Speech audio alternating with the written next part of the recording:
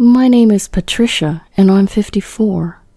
I'd like to say I'm just an ordinary woman, but according to my sister-in-law, I live a privileged life, ignorant of the struggles of an average person. But more on that later. My husband Robert is also 54. Both of us work full-time during the week. We don't have any children. So the reason why my sister-in-law keeps saying I'm privileged and don't know the struggles of an average person is because we live in a nice neighborhood. It's near both downtown Boston and the bustling Chinatown.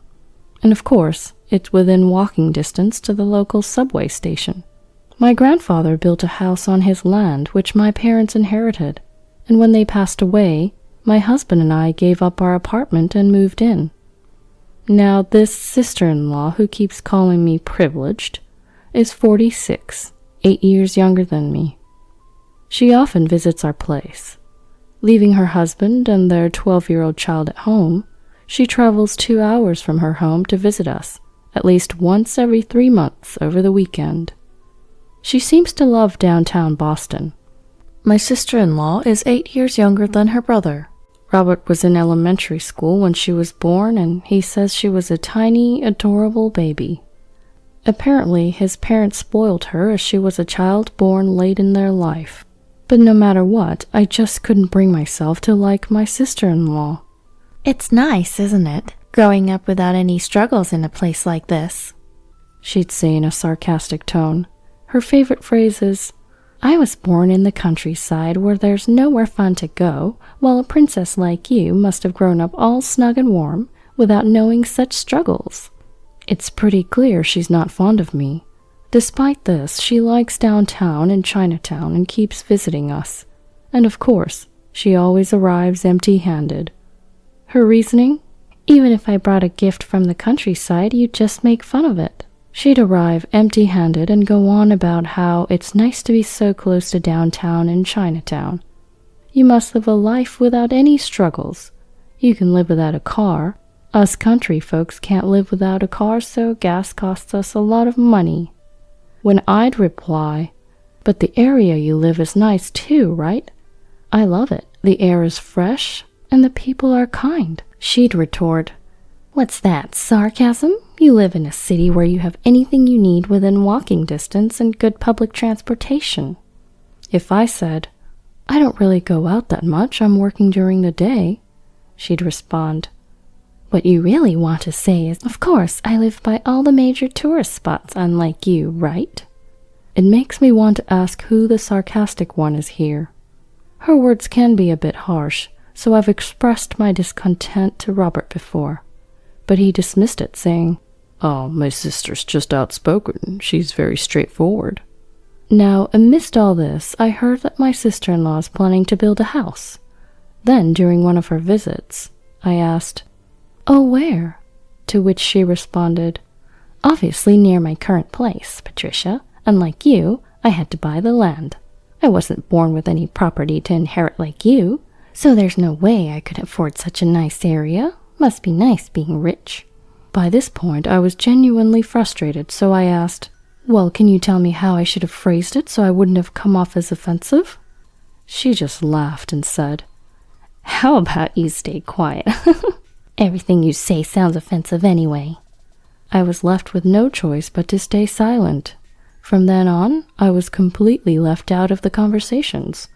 Ever since then, she visits, but doesn't say a word to me. But she still comes, and even more often than before. And that's because Robert allows it. I asked Robert, Hey, isn't it strange that your sister comes over and ignores me? She uses our bathroom and eats our food, and she still ignores me. He just said, Patricia, I told you she's straightforward. You don't have to talk to her either. She leaves her husband and child at home when she visits us, so we wouldn't have to keep them company as well. It means you don't have to care for her either. But still, one day she went out to Chinatown, came back, used the bathroom, and went to bed, all without saying a word.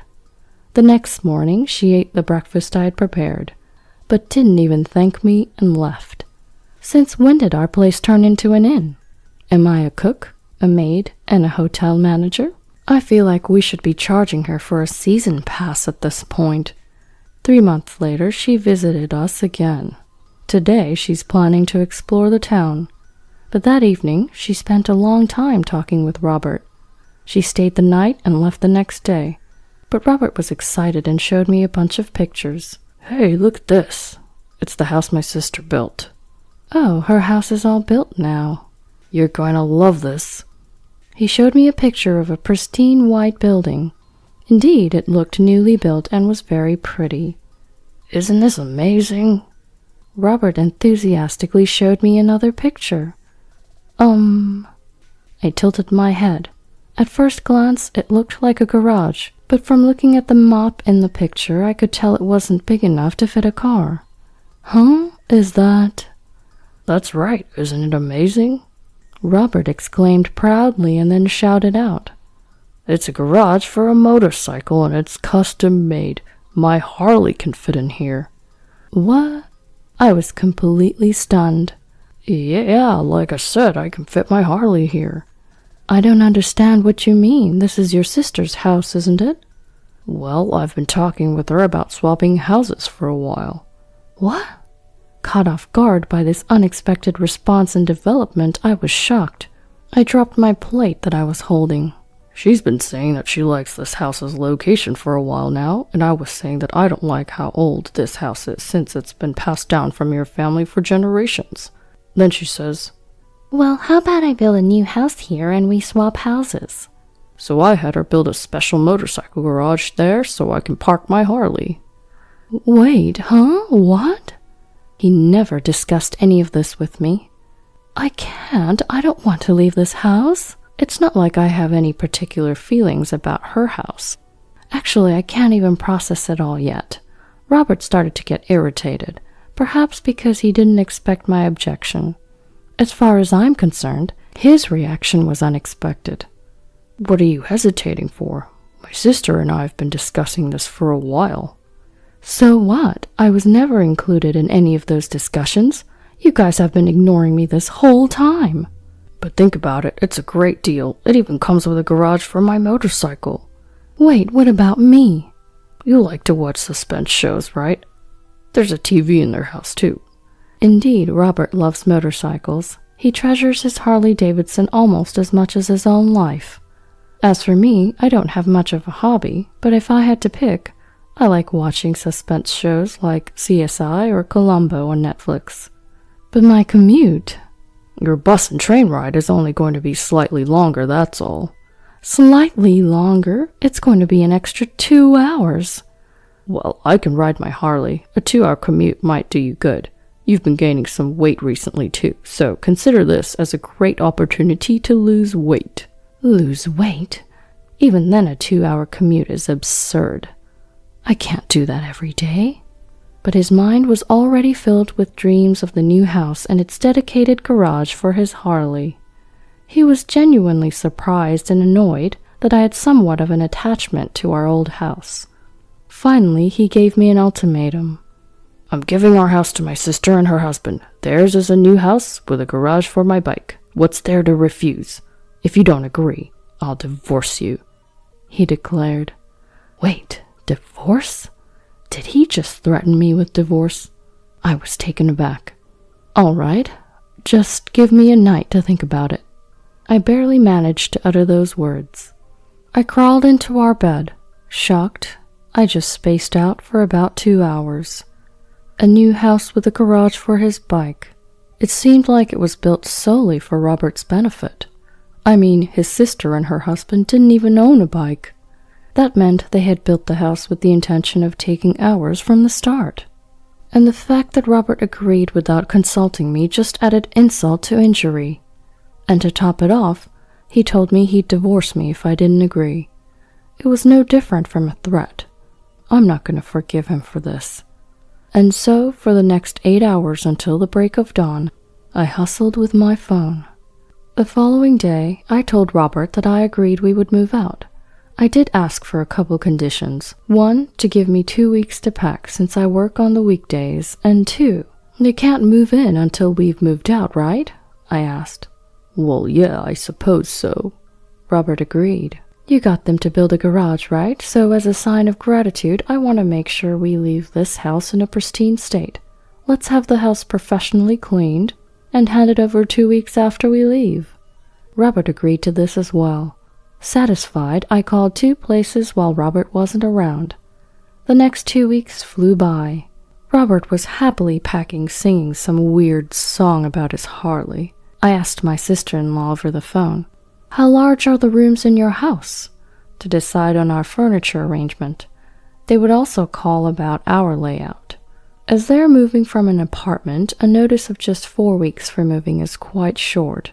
They seem to be preparing for their move in a rush. Then on moving day, "Hello, we're from U-Haul Moving and Storage," said the movers upon arrival. Please come in this way," Robert directed the workers. However, shortly after, "Hello, we're from 2 Men in a Truck," said another group of movers. "What?" Robert was surprised. I slid past my surprised husband. Please come in this way," and ushered the workers in. "Hold on, what's going on?" Robert shouted. "What's going on? I said we could move, so I'm moving to my new home." "Okay, everyone, the boxes with the yellow tape are mine. Please take those this way. I'll need U-Haul to take the rest with them," I quickly instructed. And an hour later, "Well then, thanks for everything. I'll mail you the divorce papers later." "Hold on a second," Robert shouted in panic. I turned back slightly. "You were the one who wanted a divorce, remember?" Leaving Robert behind, I quickly left the scene and got in the taxi I had called for.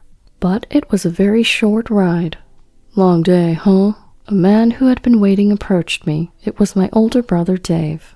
Dave had come to help me move. "Well, it's good that you found a place in 2 weeks. "It's a rental, but yeah." "Well, once everything settles down, you can start looking for an apartment or something. But man, what a disaster." "It's more than just a disaster.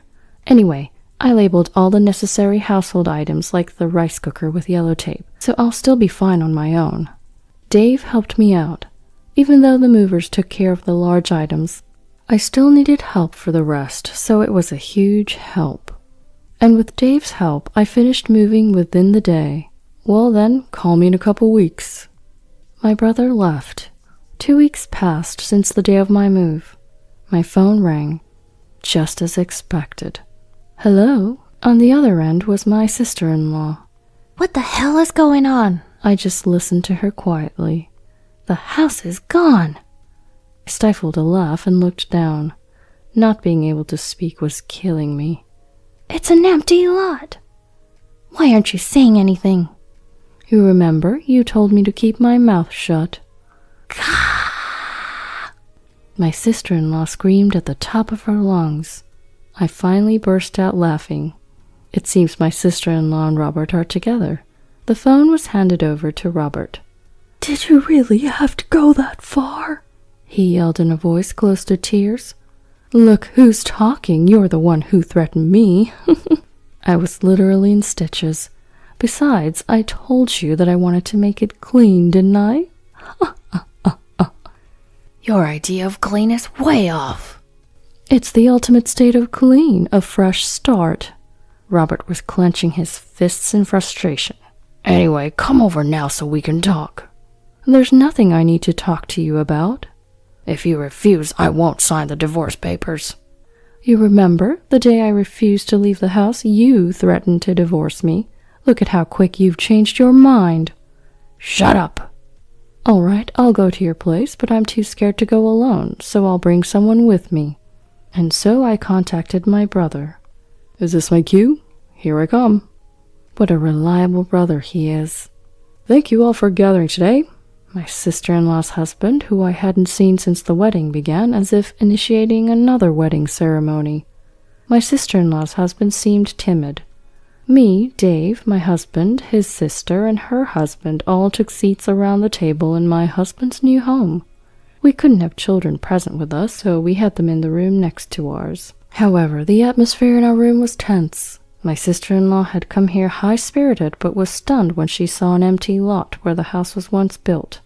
But since they had already ended the lease of their apartment, they couldn't go back. In a rush, He had the movers bring all of his stuff into his sister's newly built house. As a result, there were 2 of everything, 2 cabinets, 2 tables, which made the space incredibly cramped. I was shocked to see everything in doubles. It was like a broadcasting accident you'd hear about on TV. Seriously, why would you take the place down? You took it too far. That's right, just because my sister is laid back and you're the sensitive type, doesn't mean you can do this to her. How low can you be? Robert and his sister were yelling their heads off. I laughed. I inherited that land and house. It was originally my grandfather's, so I can do whatever I want with it. What?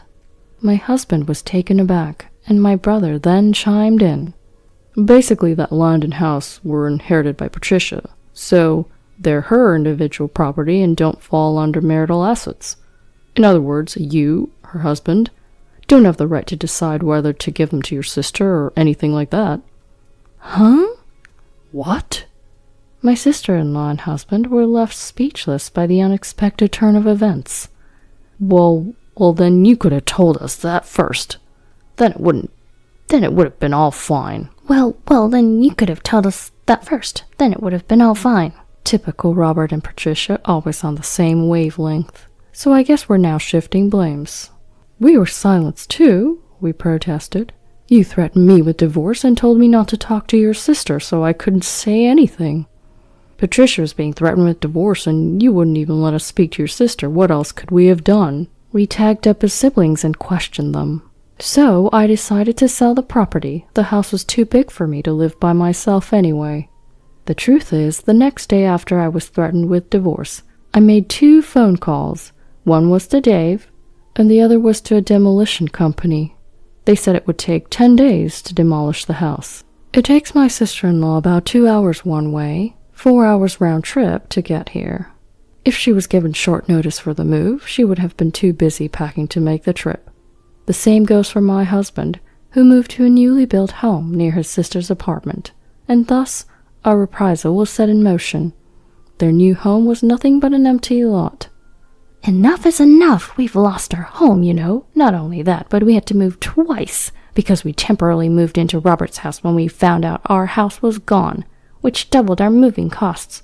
Do I look like I care? You should be thankful you're not being sued for trespassing on my property. You couldn't move in because it was razed to the ground, so you dodged a bullet. Ha ha ha ha ha ha. I couldn't help but laugh. Then I said to my husband, "Do you really think a woman who nags about every little expense is laid back? You're really funny." Dave chimed in. "Being dismissive of others doesn't make you laid back, it only makes you shallow." Does that mean you didn't have Patricia's permission when all this moving business started?" My quiet brother-in-law finally spoke up. "That's right, she told us to shut up, and my husband threatened me. They just went ahead and got all excited on their own." I revealed everything. Then the usually timid brother-in-law started to shake with anger. "Hey, what the heck were you thinking? You've been wasting money in Boston and Chinatown for the past 3 months. You left me and the kids while you went on a shopping spree. And since you've decided to live there, you said you didn't need a car anymore and sold it. We can't live without a car here, but this house only has a motorcycle garage. Do you not realize how you screwed everyone in your family? Well, what's gotten into you?" My sister-in-law was clearly shaken. I suppose she had never seen him this angry before. "Patricia," my brother-in-law continued, "this one here, she told me, 'I'm going to take my brother's house and move. If you disagree, I'll divorce you.'" "What?" It's surprising how much brothers and sisters can think alike. I was genuinely about to burst into laughter. I knew my stomach was going to be all sore tomorrow from laughing too much. But since I'm a software engineer who can work from anywhere, and I thought it would be sad for the kids if their mom wasn't around, I agreed to her demand. But now that things have come down to this, I realized how my wife's selfishness could hurt my whole family.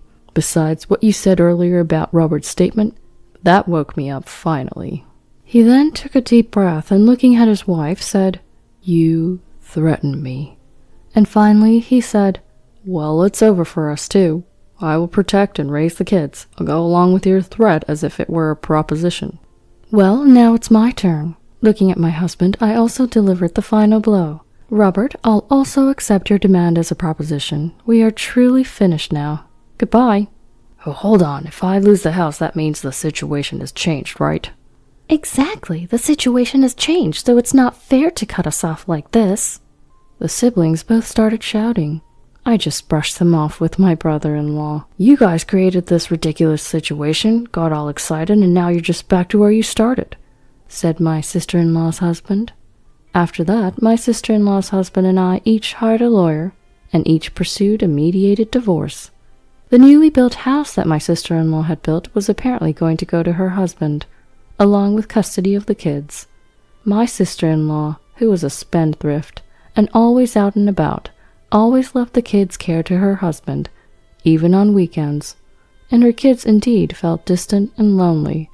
But now that they're living with just their father, they said they're happier now, since they know their father will always be there for them. The new house ended up belonging to my sister-in-law's ex-husband, because my sister-in-law didn't have enough income to make the mortgage payments. The fact that she was able to squander money in Boston every 3 months, despite having no income, was astonishing. In the end, her splurging habit didn't change, and I heard she was buried in debt. The motorcycle garage was going to be torn down to be converted into a parking lot. My ex-husband, who had also been working all this while, found that he couldn't afford to invest in a Harley once he was kicked out of my house. He lost a significant amount of property in the divorce and had to let go of his Harley. Losing his Harley and his hobby, he vented his frustrations on the lawyer and ended up drowning his sorrows in alcohol. I turned the vacant lot where my house used to be into a parking lot. It's close to Boston and Chinatown, so I was able to charge a high price for parking, and that became a steady income. With that as my starting capital, I ended up buying an apartment. It's a 1-bedroom apartment, but it's quite cozy. I sat in front of the big screen TV with a smirk on my face. My favorite show, CSI, Crime Scene Investigation, is on. Here's my moment to watch it with a beer in hand, uninterrupted. It feels amazing. I took a bath, and I have the ultimate combo. No makeup, pajamas, beer, big screen, CSI. I've got my nuts and snacks, and I'm sinking into the couch as I press the power button on the remote.